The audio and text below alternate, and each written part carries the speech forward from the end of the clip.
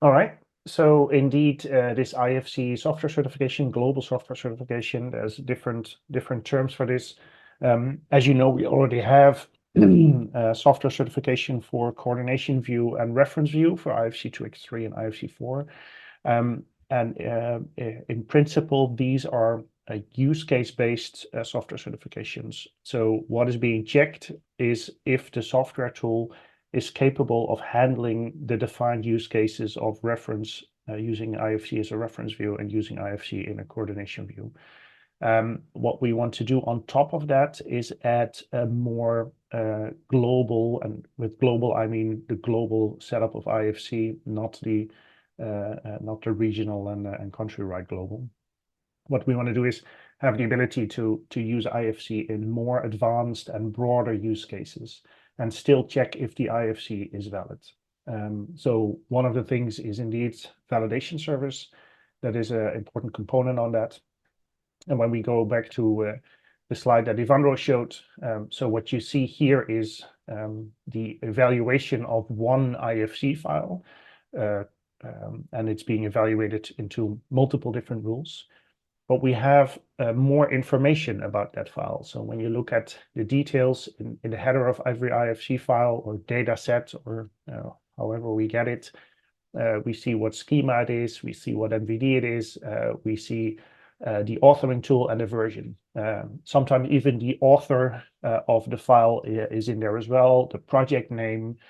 So imagine we get a lot of these files from a lot of different users, and we have a lot of these scorecards from the individual files. What we can then do is aggregate the data from the individual files into different scorecards for a software tool. So this is again a mock-up, just an example of how that would show up. We call the software tool Magic BIM version 23. So what we did here, we generated this scorecard based on 65 files we got from this hypothetical Magic BIM.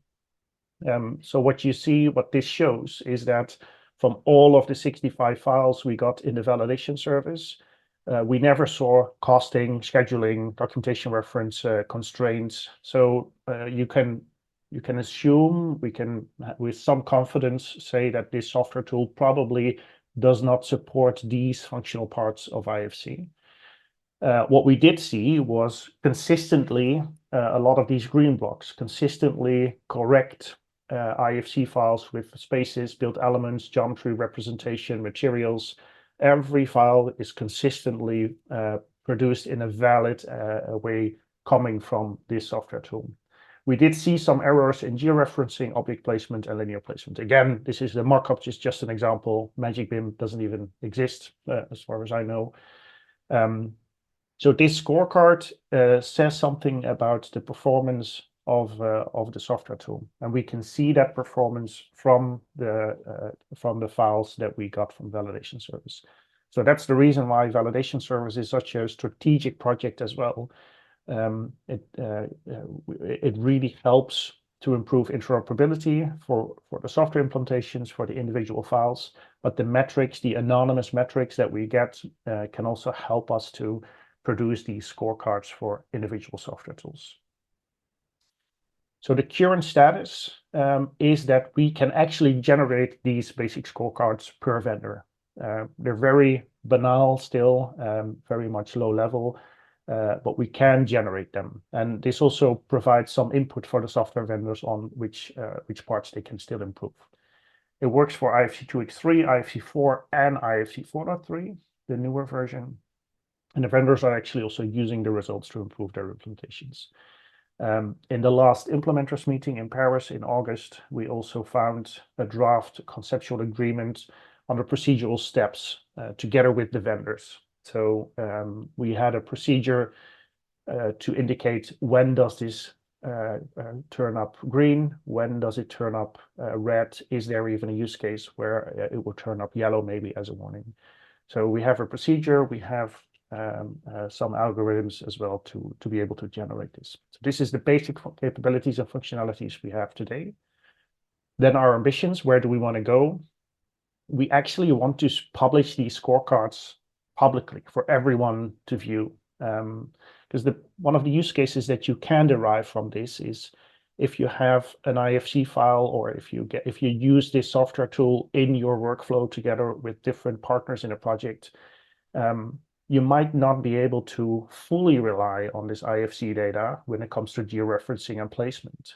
But if that's something you don't need, you just need quantities maybe, or materials, you can still use this software tool. So before you decide the configuration of your workflow and setup, this can give you an indication about the reliability of using the software tool in your workflow.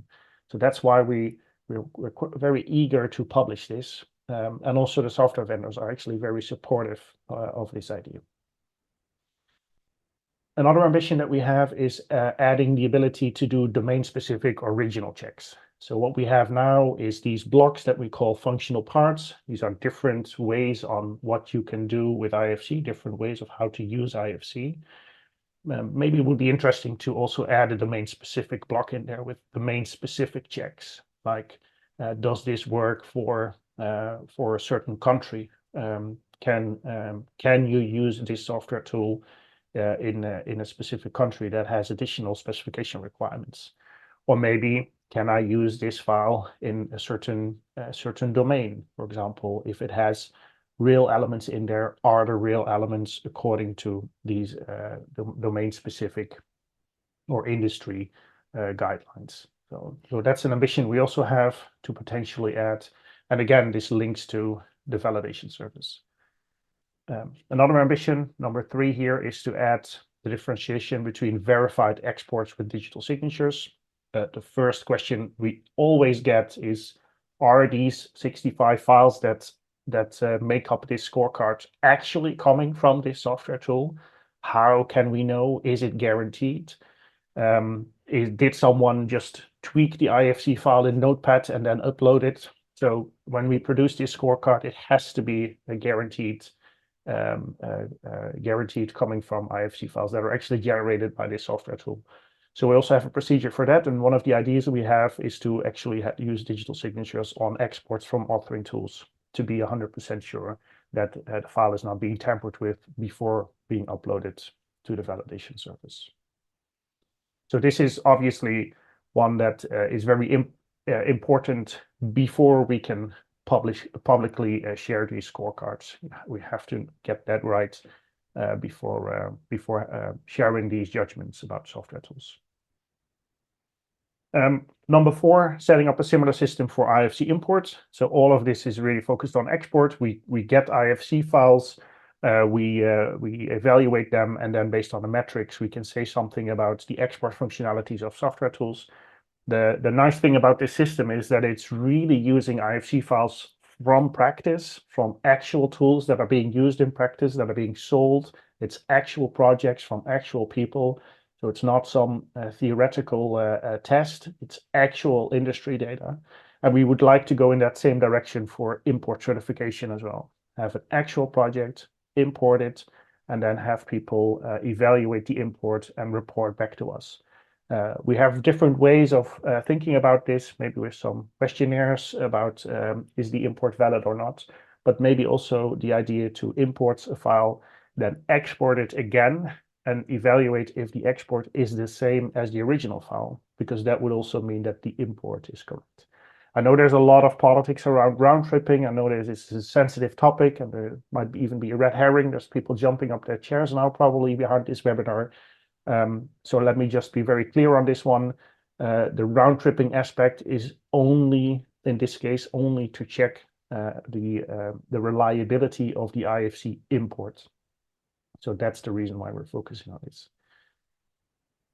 And then eventually the last part, point 5, feed the lessons learned from the validation and certification into the PCERT program. So you can imagine that if we consistently see errors in an IFC file, it might not always come from the software tools. It might not always be an error produced by the software vendors. Sometimes it might be an error produced by actual users. One of the typical things we see is that people creating custom user-defined property sets that start with pcert as the prefix. That's actually not allowed. The p-sets, property sets, are the ones that are restricted for properties that are defined in the IFC ISO standard. Not all users know that, and sometimes users create these kind of things. So when we see a lot of these errors coming into the validation service, we can spot that and say, okay, this is a part where the professionals and professional certification maybe needs to highlight more on how to use IFC in the correct way. So yeah, you can see why validation and the software certification is so important for us. It links to a lot of other things as well. It leads to certification of software. It leads to professional certification program being improved. It leads to verification of digital signatures. So all of these aspects really come together in these initiatives. So these are our ambitions. And I also hope that this answers the question a little bit on if there are no errors inside the IFC file, can you assume it is certified? Well, not if it's just one file, but if it is indeed a consistent stream of files that are consistently 100% valid, and we can verify that they actually come from the software tool, then yes, the scorecard for the software tool will turn up a lot of green boxes, and you can assume that it consistently produces valid IFC, and you can call it verified. So I hope that that answers the question a bit. So you can also see our ambitions, and again, we do need some funding, and the structure here is relatively the same as the one from the validation service. We need some basic capabilities. We are really not focusing that much on import certification yet. That is one of the aspects we want to focus on. Also, a portal for vendors where they can really understand and evaluate the errors that are coming in from the validation service to improve their implementations. Then next phase, enhancing the service, linking to the pcert platform, and I thought we also even had a third phase where we have even more advanced functionalities. So this is all still focused on IFC. As you see, we're building it up. We have a validation service that is checking on IFC files that are being exported. Then we have export certification. We're now trying to move towards import certification, but this is still all IFC. Obviously, we also have ambitions beyond IFC, and this is where the other standards come in. The BCF software certification might be something that is interesting. We're getting quite some noise on that for a couple of years already, but also certification of interfaces, APIs like Documents API, BCF API, and Foundation API. And there's also a couple of vendors that have already asked us our ambitions about IDS certification. So this is beyond the IDS auditor that checks an IDS file. This is actually checking the software if they perform the IDS check consistently or not. And this is the third block that we had in the roadmap where we are going beyond IFC in this certification setup. So how can you help? Well, first, the easiest way to help is to use the current validation service, upload your files, because that would give us a lot of metrics and data to improve the scorecards for vendors. Connect your regional certification to this as well. If you have a national software certification for IFC, please also connect that to our framework and connect that to this. We have these different layered approaches, which really works very nice. And of course, fund the work via a strategic project. That is for many the easiest way. And as Aidan already said, we have a team up and running, so we can move very swiftly, even if you have still some budget to spend by the end of the year. We can facilitate that as well. So those were my slides. Thanks again. I think everyone knows that we're pretty easy to reach. And if you have any additional questions on strategic projects, please follow these QR codes or register your support. Thanks, Leon. I thought just put out a poll quickly to see if our users in the chat have tried the validation service yet. So we'll keep that ticking. It's about 50-50 at the moment. So yeah, we certainly encourage at the end to try a validation service. And yeah, thank you very much for that, Leon. We've had some questions in here. And you probably haven't had a chance to look at them as you've been presenting, so I'll read them back to you. And yeah, I think let me know your thoughts on them. So, what is the realistic date to expect for the scoreboards to become available to the public? Well, realistically, I can't put a timeline on that. And this is one of the reasons why we're asking for funds.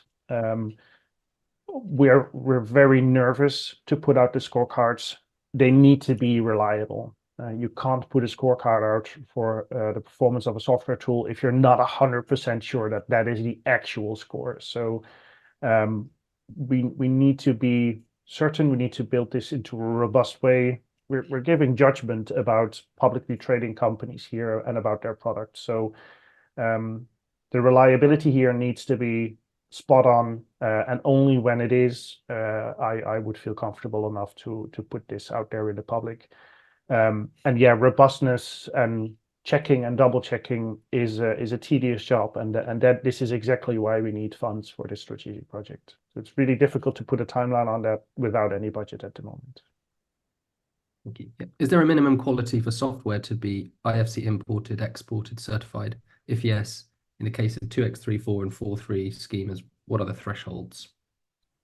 Yeah, a good question. I think this is actually related to these functional parts, the blocks in the scorecard. So in this new setup that we call global certification, there's no real minimum requirement. If you can produce valid IFC, if it only has objects and properties in there, even without geometry, materials, whatever, then for those blocks you get a green checkbox and a green scorecard, and you can say you're certified for those functional parts.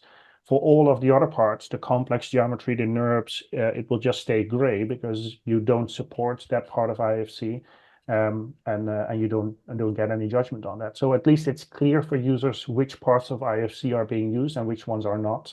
And the parts that are being used by a software tool can either turn up red and green.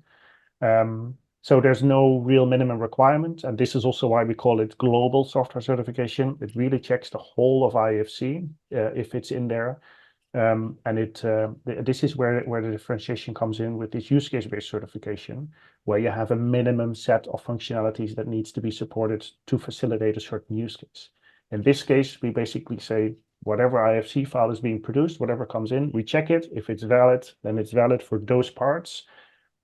If you want to be sure that your software tool can get certified for a certain use case, then we need to define minimum requirements for that use case, and we need to find some certification setup to check for that use case. So this is the split that comes in between global software certification and use case-based certification, where we can define a use case, publish it in the use case management system from buildingSMART, and find a way to also certify that. But that's a different track.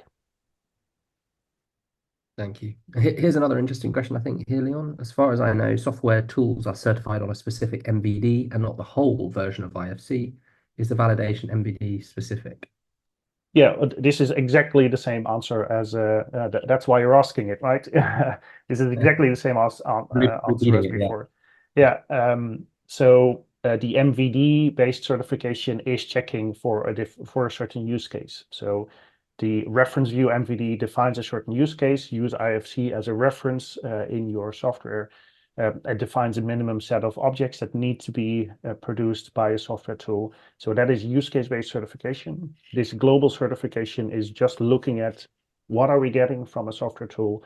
Is what we're getting correct? It's not up to us to judge the capabilities of this software, which use cases can support or not. We just check the IFC that comes out of it.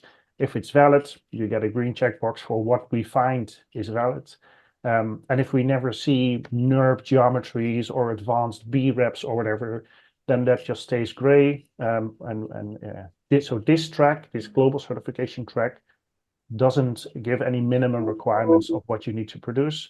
The MVD-based certification, use case-based certification, defines minimum requirements for use case and checks if you can produce those. So these are two different tracks. Thank you. Is the scope of IDS to be imported in authoring tools to populate models with information requirements? That's a really good question. That is, I think, very out of scope for this for this topic.